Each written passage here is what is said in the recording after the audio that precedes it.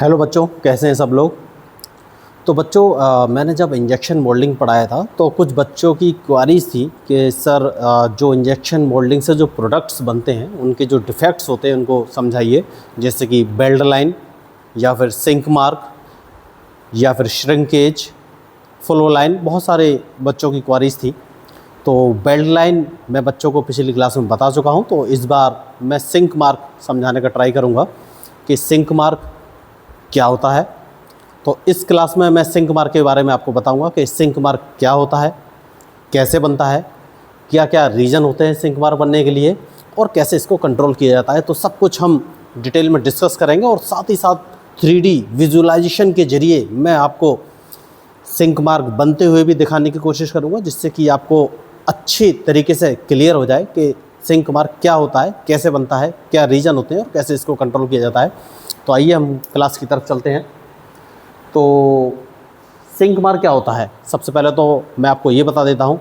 तो जब injection moulding process के द्वारा कोई फाइनल मोल्डेड प्रोडक्ट बनाया जाता है, तो यदि उसकी फाइनल सरफेस के ऊपर कोई डिप्रेशन, जैसे कि आपको दिख रहा है ये कोई डिप्रेशन या फिर डिम्पल या हल्का सा दबाव कंप्रेशन हो जाता है और सरफेस कॉनकेव नेचर की हो जाती है, तो उसको सिंक मार्क कहते हैं। ये देखिए हल्का सा डिप्रेशन है सरफेस पर, कॉनकेव नेचर का है, तो यही डिप्रेशन सिंक मार्क कहलाता है। ये देखिए इस प्रोडक्ट पर सिंक मार्क है और इस प्रोडक्ट पर नहीं है। तो अगर किसी प्रोडक्ट पर सिंक मार्क होता है तो वो एक इंजेक्शन मोल्डिंग डिफेक्ट होता है। तो विदाउट सिंक मार्क यही प्रोडक्ट बढ़िया होता है। हम आपको थोड़ा सा और बेटर विजुअलाइजेशन कराते हैं। देखिए उस इमेज में सिंक मार्क बहुत क्लियर था, कभी कभी सिंक मार्क बहुत लाइट पड़ता है। देखिए इस इमेज में देखिए ये आपको दिखाई दे रहा होगा, ये देखिए ये जो दिखाई दे रहा है ये सिंक मार्क है। इस इमेज में बहुत ही लाइट सिंक मार्क है लेकिन हल्का सा डिप्रेशन है, इसी को सिंक मार्क बोलते हैं। ये जो रेड सर्कल के अंदर दिखाई दे रहा है यही सिंक मार्क है। अब हम थोड़ा सा आगे बढ़ते हैं। सिंक मार्क मैंने आपको ऑलरेडी बता दिया है, अगर सरफेस पर कोई डिप्रेशन या डिम्पल या हल्का सा कंप्रेशन या कॉनकेव नेचर का हो जाता है तो वही सिंक मार्क कहलाता है। नेक्स्ट स्लाइड में देखिए सिंक मार्क, सबसे पहले मैं आपको कुछ प्रोडक्ट्स बता देता हूं जहां पर सिंक मार्क की पॉसिबिलिटी, या कभी कभी आपने सिंक मार्क देखा भी होगा, जैसे कि बॉटल्स के प्लास्टिक कैप। अगर कभी भी आपने ध्यान से देखा होगा और वहाँ कोई हल्का सा डिप्रेशन या गड्ढा होता है वही सिंक मार्क कहलाता है, हल्का सा डिप्रेशन, कॉनकेव नेचर। ये देखिए अब सिंक मार्क आता कहाँ है, ये थिक सेक्शन है तो वहाँ पर सिंक मार्क आया है। यहाँ पर टॉप व्यू है, ये साइड व्यू दिखाया गया है। या फिर टीवी के हाउसिंग मतलब जहाँ टीवी का जो कैबिनेट होता है, कभी कभी अगर वहाँ भी आपने हल्का सा डिप्रेशन, कुछ अनइवन सरफेस देखी हो तो वही सिंक मार्क कहलाता है। या फिर जो ऑटोमोटिव पार्ट्स होते हैं, बहुत सारे पार्ट्स होते हैं जैसे कि पैनल के हैंडल वगैरह या पैनल, वहाँ पर भी सिंक मार्क कभी कभी देखने को मिल जाता है। या फिर मोबाइल के कवर, आपको कवर में कोई भी हल्का सा डिप्रेशन या अनइवन सरफेस दिखाई दे रही है तो वही सिंक मार्क होता है। अब सिंक मार्क के बेटर विजुअलाइजेशन के लिए मैं आपको एक 3D व्यू की तरफ ले चलता हूं, जहां पर आपको प्रॉपरली समझ में आएगा कि सिंक मार्क क्या होता है। ये देखिए ये एक इंजेक्शन मोल्डिंग प्रोसेस के थ्रू फाइनल प्रोडक्ट बनाया जा रहा है। ये 3D व्यू है, ये स्क्रू है, अंदर मोल्टेन पॉलीमर भरा हुआ है। अब देखिए ये थिक सेक्शन है, ये मोल्ड है। एक मिनट हम थोड़ा सा बैक जाते हैं, थोड़ा सा आपको समझाने के लिए। हाँ ये देखिए ये मोल्ड की कैविटी है, कैविटी में ये सेक्शन बना हुआ है, ये डिज़ाइन है। यहाँ पर थिक सेक्शन है, आप देख सकते हैं ये थिक सेक्शन है, ये थिन सेक्शन है जो आपको ये दिख रहा है। ये जो रेक्टेंगल दिख रहा है सर्किल के अंदर, ये थिक सेक्शन है और ये थिन सेक्शन है। अब इस समय हो क्या रहा है, ये देखिए ये मोल्टेन प्लास्टिक पॉलीमर है जो कि रनर सिस्टम के बाद गेट से होते हुए कैविटी में फिल किया जा रहा है। अब हो क्या रहा है ये देखिए, तो जैसे जैसे मोल्टेन प्लास्टिक फिल किया जा रहा है ये कैविटी में पूरा अंदर जाके भर गया। ये कैविटी का टॉप व्यू है, जैसा कि मैंने आपको बताया था वो थिक सेक्शन था, तो थिक सेक्शन वाली जगह ये है और थिन सेक्शन वाली जगह है। ये फाइनल प्रोडक्ट बन चुका है। ये साइड व्यू है, ये आपको साइड व्यू दिखाया जा रहा है, थोड़ा सा जूम करके साइड व्यू दिखाया जा रहा है। देखिए ये थिन सेक्शन है और ये थिक सेक्शन है। ये देखिए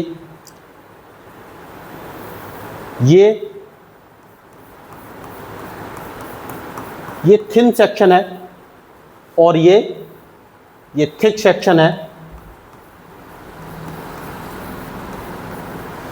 ये थिक सेक्शन है, ये थिन सेक्शन है। यहाँ पर आपको थोड़ा सा जूम करके दिखाया जा रहा है, ये थिक सेक्शन है और ये थिन सेक्शन है। अब होगा क्या, ये देखिए, तो जैसे ही ये जो थिक सेक्शन है, अब होगा क्या, जब मोल्टेन पॉलीमर को कैविटी के अंदर भरा जाता है तो तुरंत इमीडिएट कूलिंग स्टार्ट हो जाती है। और जैसे ही कूलिंग स्टार्ट होती है तो होता क्या है, जो आउटर लेयर है वो जल्दी जल्दी ठंडा होना स्टार्ट कर देती है और जो थिक सेक्शन की लेयर है वो थोड़ा धीरे धीरे ठंडी होनी स्टार्ट करती है। अब जब भी मोल्टेन प्लास्टिक ठंडा होता है तो ठंडे होने पर श्रिंकेज होता है और श्रिंकेज से क्या होता है, श्रिंकेज से इंटरनल स्ट्रेस डेवलप होता है। मतलब कि जो पॉलीमर के मॉलिक्यूल हैं वो एक दूसरे की तरफ खिंचते हैं श्रिंकेज होने पर, प्लास्टिक को ठंडा होने पर। तो प्लास्टिक के ठंडा होने पर श्रिंकेज होता है जिससे कि मॉलिक्यूल कंपनसेट करते हैं, कॉन्ट्रैक्ट करते हैं, एक दूसरे की तरफ खिंचते हैं। उससे क्या होगा, अब ये जो वॉल है ये सॉलिड हो रही होती है, उसी समय वॉल्यूम कॉन्ट्रैक्शन होता है।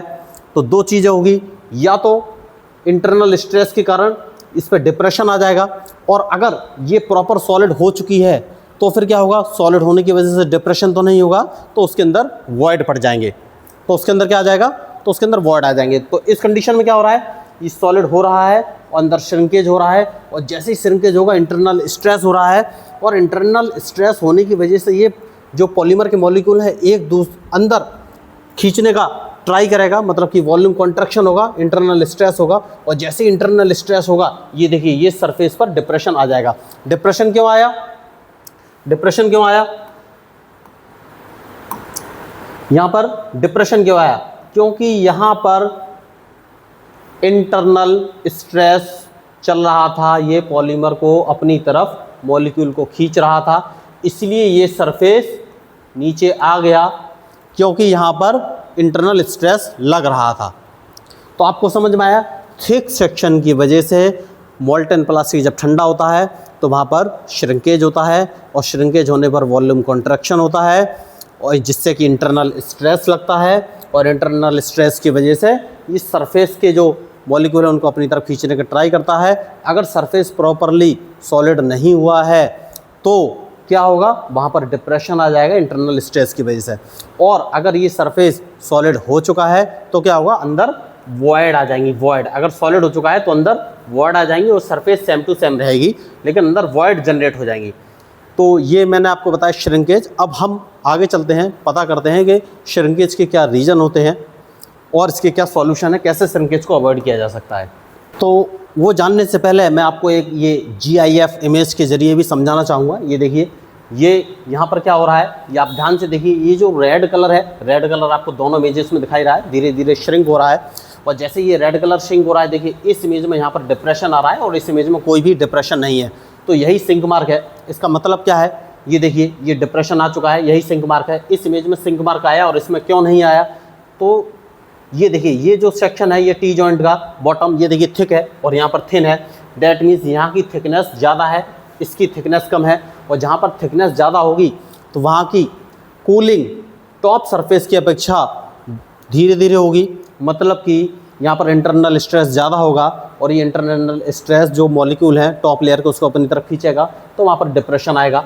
और इसकी कूलिंग इवन हो रही है तो इंटरनल स्ट्रेस नहीं है उतना, जिससे कि यहाँ पर कोई भी डिप्रेशन नहीं आया और प्रॉपर प्रोडक्ट बना है। ये देखिए फिर एक बार ध्यान से देखिए, ये जो रेड कलर का आउटलाइन दिखाई दे रही है ये मतलब है कि कूलिंग हो रही है, और कूलिंग होने के बाद यहाँ पर थिकनेस ज़्यादा है तो यहाँ पर डिप्रेशन आ रहा है, यही सिंक मार्क है।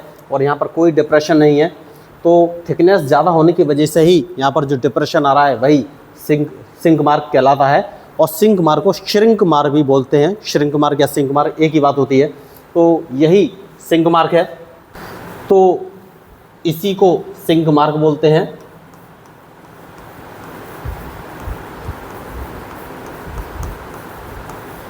यही सिंक मार्क है जो कि डिप्रेशन आया। क्यों डिप्रेशन आया, हाई थिकनेस की वजह से जब श्रिंकेज हुआ तो इंटरनल स्ट्रेस जनरेट हुआ, जिसने पॉलीमर मॉलिक्यूल अपनी तरफ खींचे, जिससे कि सिंक मार्क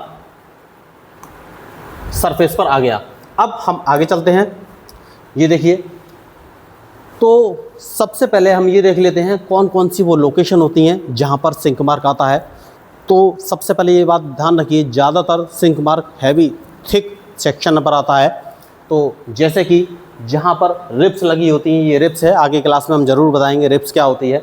तो ये रिप्स है, तो रिप्स वॉल से अटैच है, तो जब भी रिप्स या बुशेस के जो जंक्शन होते हैं एक वॉल से अटैच होते हैं तो वहाँ पर ऑटोमेटिकली थिकनेस बढ़ जाती है, तो वहाँ पर सिंक मार्क आने की पॉसिबिलिटी बनी रहती है। या फिर जो बुशेस होते हैं जब वो वॉल से अटैच होते हैं तो वहाँ पर भी थिकनेस बढ़ जाती है, सिंक मार्क आने की पॉसिबिलिटी बनी रहती है। जो कॉर्नर होते हैं, देखिए कॉर्नर मीन्स जब 2 या 3 वॉल एक दूसरे के साथ इंटरसेक्ट करती हैं, अटैच होती हैं, तो वहाँ पर भी थिकनेस बढ़ जाती है और सिंक मार्क आने की पॉसिबिलिटी बन जाती है। मैंने आपको पहले ही बता चुका हूँ कि थिकनेस बढ़ने पर ही इंटरनल स्ट्रेस की वजह से सिंक मार्क आएगा। अब कॉर्नर्स होते हैं, वहाँ पर भी थिकनेस ज़्यादा होती है तो सिंक मार्क आने की पॉसिबिलिटी बनी रहती है। या फिर जो इंक्रीज्ड वॉल की थिकनेस होती है, जैसे कि एक्स्ट्रा पार्ट लगाया गया है तो वहाँ पर भी थिकनेस बढ़ गई, तो वहाँ पर भी सिंक मार्क आने की पॉसिबिलिटी बनी रहेगी। या फिर अगर कोई एडिशनल स्ट्रक्चर सपोर्ट लगाया गया है तो वहाँ पर भी थिकनेस बढ़ गई। तो कॉमन कॉज मैंने अभी आपको थिकनेस बताया है। अब आ जाते हैं हम सिंक मार्क क्यों उत्पन्न होता है, क्या क्या रीज़न होते हैं। तो सबसे पहले प्रोसेस पॉइंट ऑफ व्यू से हम देख लेते हैं क्या रीज़न है। तो सबसे पहला रीज़न है लो पैकिंग प्रेशर, जिसके बारे में मैं पिछली क्लास में ऑलरेडी बता चुका हूँ इंजेक्शन मोल्डिंग में। तो लो पैकिंग प्रेशर क्या है, जब मोल्ड में मोल्टन प्लास्टिक फिल किया जा रहा होता है तो श्रिंकेज के इफ़ेक्ट को ख़त्म करने के लिए एक्स्ट्रा प्रेशर लगाया जाता है, वही पैकिंग प्रेशर कहलाता है। मान लीजिए अगर श्रिंकेज हो रहा है और आपका पैकिंग प्रेशर कम है, दैट मीन्स एडिशनल मटेरियल आप अंदर दे ही नहीं रहे हो, दैट मीन्स वहाँ पर श्रिंकेज होगा। और अगर श्रिंकेज होगा तो वो सरफेस के पार्टिकल को अपनी तरफ खींचेगा इंटरनल स्ट्रेस से, और जैसे ही पार्टिकल खींचेगा तो वहाँ पर सिंक मार्क आ जाएगा। मतलब कि लो पैकिंग प्रेशर से सिंक मार्क आने की पॉसिबिलिटी बनी रहेगी। दूसरा क्या है, not enough time to feed. अगर आप मोल्टन प्लास्टिक को मोल्ड के अंदर इंजेक्ट कर रहे हैं और मान लीजिए उसका इंजेक्शन जो पीरियड है वो 30 सेकंड है, तो 30 सेकंड इंक्लूडिंग पैकिंग टाइम, मतलब कि आपको 30 सेकंड तक मटेरियल इंजेक्ट करना है। और अगर आप 25 सेकंड पर ही रोक देंगे, मतलब कि मोल्ड फिल होने के बाद जब वॉल्यूम में श्रिंकेज आ रहा होता है लेकिन आपने 5 सेकंड पहले ही मटेरियल रोक दिया, मतलब कि और मटेरियल अंदर जाना था जिससे कि श्रिंकेज का इफेक्ट 0 हो जाता, जो कि नहीं हुआ, तो फिर अगर टाइम कम रहेगा तो भी श्रिंकेज आने की पॉसिबिलिटी बनी रहेगी। अब क्या है, हाई मोल्ड टेम्परेचर। अगर मोल्ड का टेम्परेचर ज़्यादा है या अनइवन है तो भी पार्ट में सिंक मार्क आने की पॉसिबिलिटी बनी रहेगी, क्योंकि अगर मोल्ड टेम्परेचर अनइवन है तो कूलिंग भी अनइवन होगी, और कूलिंग अनइवन होगी तो स्ट्रेस डेवलप होगा, और स्ट्रेस डेवलप होगा तो सिंक मार्क आने की पॉसिबिलिटी बनी रहेगी। दूसरा क्या है, लो होल्डिंग टाइम। पैकिंग प्रेशर के बाद जो होल्डिंग टाइम दिया जाता है जिससे कि प्रोडक्ट कंप्लीटली सॉलिडिफाई हो सके विदाउट श्रिंकेज, अगर वो होल्डिंग टाइम आपने कम कर दिया, प्रॉपर होल्डिंग टाइम नहीं मिलेगा, तो भी इंटरनल स्ट्रेस या सिंक मार्क आने की पॉसिबिलिटी बनी रहेगी। या फिर हाई मेल्ट टेम्परेचर, अगर मेल्ट यानी कि पॉलीमर मेल्ट का टेम्परेचर ज़्यादा है तो भी सिंक मार्क आने की पॉसिबिलिटी बनी रहेगी। और क्या है, शॉर्ट कूलिंग टाइम। ऑब्वियसली अगर आपको 50 सेकंड कूलिंग टाइम चाहिए और आपने उसको 30 सेकंड ही दिया या 45 सेकंड ही दिया, दैट मीन्स कूलिंग सही से नहीं हो पाई है। तो जो पतले सेक्शन, थिन सेक्शन रहेंगे वो तो कूल होकर सॉलिड हो जाएंगे, लेकिन जो थिक सेक्शन रहेंगे मोल्ड के या पार्ट के, वो उतनी जल्दी कूल नहीं हो पाएंगे। तो जैसे ही कूल नहीं होंगे तो श्रिंकेज की वजह से इंटरनल स्ट्रेस फिर डेवलप होगा, जिससे कि सिंक मार्क या वॉइड आने की संभावना बनी रहेगी।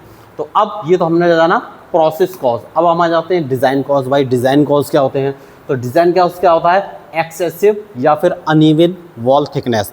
मतलब कि जब भी प्रोडक्ट बनाएं तो उसकी वॉल थिकनेस कोशिश की जानी चाहिए कि इवन रहे, क्योंकि अगर इवन वॉल थिकनेस रहेगी तो उसकी कूलिंग भी इवन होगी और सिंक मार्क आने की पॉसिबिलिटी नहीं रहेगी, क्योंकि अनइवन वॉल थिकनेस जैसा कि मैं आपको बता चुका हूँ, अनइवन कूलिंग होगी और सिंक मार्क आने की पॉसिबिलिटी बनी रहेगी। दूसरा क्या है, रिब्स की थिकनेस। रिब्स की थिकनेस भी जो वॉल थिकनेस है उसके 60% से कम होनी चाहिए। अगर थिकनेस ज़्यादा होगी तो इस सेक्शन की मोटाई बढ़ जाएगी, मतलब कि थिकनेस बढ़ जाएगी। और मैंने ऑलरेडी बताया हुआ है, अगर थिकनेस बढ़ेगी तो फिर अनइवन थिकनेस की वजह से सिंक मार्क आने की पॉसिबिलिटी बनी रहेगी। या फिर अगर इम्प्रॉपर कूलिंग चैनल की डिज़ाइन, मतलब कि कूलिंग चैनल की डिज़ाइन सही नहीं है, जैसे कि मान लीजिए अगर ये पार्ट की जो डिज़ाइन है इसके पास में अगर आपने कूलिंग चैनल नहीं दिए हैं तो फिर क्या होगा, कूलिंग चैनल पार्ट के पास में ना होने की वजह से, दूर और पास होने की वजह से भी अनइवन कूलिंग होगी, और जैसे ही अनइवन कूलिंग होगी स्ट्रेस और हैंस सिंक मार्क आने की पॉसिबिलिटी बनी रहेगी। अब क्या है, अगर बुश, जो बुश होते हैं जिसके बारे में आप सोच रहे हैं बुश क्या होता है, बताऊंगा ज़रूर नेक्स्ट क्लास में, तो बुश का साइज़ भी अगर बड़ा है तो फिर वहाँ पर भी थिकनेस ज़्यादा होने की वजह से, अनइवन कूलिंग की वजह से सिंक मार्क आने की पॉसिबिलिटी बनी रहेगी। जो रिप्स होते हैं वो पार्ट को स्ट्रेंथ देने के लिए प्रोवाइड किए जाते हैं, और जो बुशेस होते हैं वो भी पार्ट को कनेक्ट करने के लिए हाउसिंग में उपयोग किए जाते हैं, जिसके बारे में मैं आपको नेक्स्ट क्लास में बताऊंगा। आपके दिमाग में चल रहा होगा कि रिप्स और बुश क्या होता है, नेक्स्ट क्लास में ज़रूर बताएंगे। अब आ जाते हैं हम कंट्रोल मेथड। भाई सिंक मार्क को कैसे कंट्रोल किया जाता है, तो जैसे कि मैंने आपको उसकी जो कॉज बताई, कंट्रोल मेथड जस्ट उसका अपोजिट ही होता है। जो कॉज है बस उसी को कंट्रोल करना है। तो पहला क्या है, इंक्रीज पैकिंग प्रेशर। तो जब आप इंजेक्शन कर रहे हैं क्लोज्ड कैविटी में तो जो पैकिंग प्रेशर अगर वो कम पड़ रहा है तो उसको बढ़ाइए, और जैसे ही आप पैकिंग प्रेशर बढ़ाएंगे तो होगा क्या, मटेरियल और प्रेशर के साथ अंदर जाएगा, और जो श्रंकेज हो रहा होगा उसको कंपनसेट करेगा, एक्स्ट्रा मटेरियल फीडिंग होगी तो श्रंकेज का इफेक्ट जीरो हो जाएगा, जिससे कि इंटरनल स्ट्रेस डेवलप नहीं होगा और सिंक मार्क डेवलप नहीं होगा। दूसरा क्या है, मेल्ट टेम्परेचर। मोल्टन पॉलीमर का जो टेम्परेचर उसको रिड्यूस कीजिए, इवन कूलिंग होगी और सिंक मार्क आने की पॉसिबिलिटी नहीं रहेगी। तीसरा क्या है, इंक्रीज कूलिंग टाइम। ऑब्वियसली पिछली स्लाइड में मैंने आपको बताया था कि कूलिंग टाइम अगर कम रहेगा तो फिर सिंक मार्क आने की पॉसिबिलिटी बनी रहेगी अनइवन कूलिंग की वजह से। तो कूलिंग टाइम को बढ़ाइए जिससे कि मोल्ड का प्रत्येक भाग इवन कूलिंग हो, साथ ही साथ कूलिंग हो, प्रॉपर कूल हो सके, जिससे कि इंटरनल स्ट्रेस डेवलप ना हो और सिंक मार्क आने की पॉसिबिलिटी ना रहे। उसके बाद क्या है, increase holding time. Holding time, packing pressure के बाद जो होल्ड टाइम दिया जाता है जिससे कि प्रॉपर सॉलिडिफिकेशन हो सके, उसको थोड़ा सा बढ़ाइए जिससे कि मटेरियल अंदर प्रॉपर होल्ड रह सके, मटेरियल अंदर जा सके और इंटरनल स्ट्रेस डेवलप ना हो और सिंक मार्क डेवलप नहीं होगा। उसके बाद क्या है, ऑप्टिमाइज मोल्ड टेम्परेचर। मतलब कि अगर मोल्ड टेम्परेचर ज़्यादा है तो उसको अकॉर्डिंगली कम कर लीजिए जिससे कि सिंक मार्क होने की पॉसिबिलिटी ना रहे। ठीक है, तो अब हम नेक्स्ट स्लाइड में आते हैं, डिज़ाइन। हमने बताया था डिज़ाइन के पॉइंट ऑफ व्यू से आप सिंक मार्क कैसे कंट्रोल करेंगे। तो डिज़ाइन में सबसे बड़ा फैक्टर आता है थिकनेस का या फिर कॉर्नर का। तो सबसे पहले इसमें क्या है, यूज़ यूनिफॉर्म वॉल थिकनेस। मतलब कि वॉल की थिकनेस यूनिफॉर्म होनी चाहिए। तो देखिए इस डिज़ाइन में सारी जो वॉल थिकनेस है यूनिफॉर्म है, देखिए सारी वॉल थिकनेस यूनिफॉर्म है। अब दूसरा पॉइंट क्या है, कभी कभी क्या होता है जो वॉल की थिकनेस है, देखिए यहाँ पर ज़्यादा है और यहाँ कम है, तो सडनली वॉल थिकनेस इंक्रीज या रिड्यूस नहीं करनी चाहिए। इसीलिए यहाँ पर देखिए कर्व दिया है या फ्लैट या रेडियाई दिया गया है जिसकी वॉल थिकनेस ग्रेजुअली रिड्यूस या ग्रेजुअली इंक्रीज हो रही है, तो वहाँ पर भी कूलिंग इवन होगी और सिंक मार्क आने की पॉसिबिलिटी कम होगी। अब क्या है, रिड्यूस थिक सेक्शन। अगर कहीं पर रिव या बुश आकर अटैच कर रहे हैं वॉल से तो उसकी डिज़ाइन इस तरीके से करनी चाहिए कि जो पोर्शन है उसकी थिकनेस इक्वल है। जैसे कि ये देखिए ये थिक सेक्शन था, इसको हमने रिड्यूस कर दिया। अगर स्ट्रेंथ में फ़र्क नहीं पड़ रहा है डिज़ाइन के अकॉर्डिंग तो ऐसा कर सकते हैं। या फिर ये देखिए ये एक साइड व्यू है और ऊपर टॉप व्यू है, ये बुश है, तो बुश के अंदर ये वॉल थिकनेस है, इसको हमने कोर कर दिया है। कोरिंग का मतलब होता है जो हैवी थिक सेक्शन होते हैं अगर उनके अंदर आप कोरिंग करके मटेरियल निकाल सकें और डिज़ाइन पर कोई फ़र्क ना पड़े तो उसको निकाला जा सकता है। जैसे कि सिलेंडर आप बोल सकते हैं, हॉलो सिलेंडर मान लीजिए कोर करके जो मटेरियल निकाल दिया जाता है रॉड के अंदर तो हॉलो सिलेंडर बनता है। तो ये हॉलो सिलेंडर मान लीजिए और ये कोरिंग की गई है इसकी वॉल में जिससे कि वॉल की थिकनेस कंट्रोल की जा सके।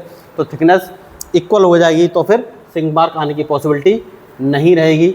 ये देखिए ये रिप्स हैं, रिप्स को पतला बनाना चाहिए और जिससे कि सिंक मार्क थिकनेस कम रहेगी तो सिंक मार्क आने की पॉसिबिलिटी कम होगी।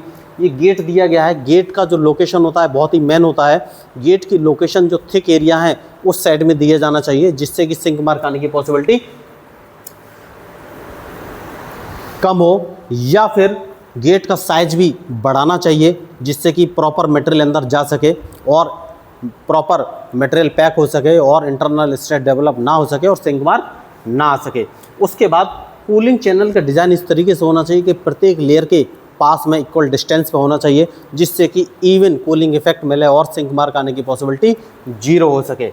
उसके बाद क्या है, उसके बाद वेंटिंग भी, जब कैविटी में मोल्टेन मटेरियल को अंदर फ्लो कराते हैं, तो अगर वहाँ पर एयर ट्रैप रहेगी तो मटेरियल का प्रॉपर फ्लो नहीं हो पाएगा, जिससे कि वॉइड या फिर सेम सिंक मार्क आने की पॉसिबिलिटी बनी रहेगी। इसीलिए मोल्ड वेल्टिंग बहुत ही ज़रूरी है, प्रॉपर डिज़ाइन की जानी चाहिए।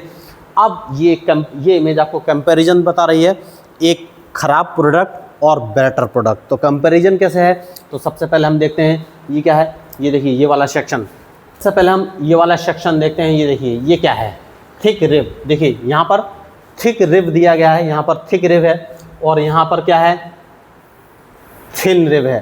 तो इसकी थिकनेस ज़्यादा है, इसकी थिकनेस कम है।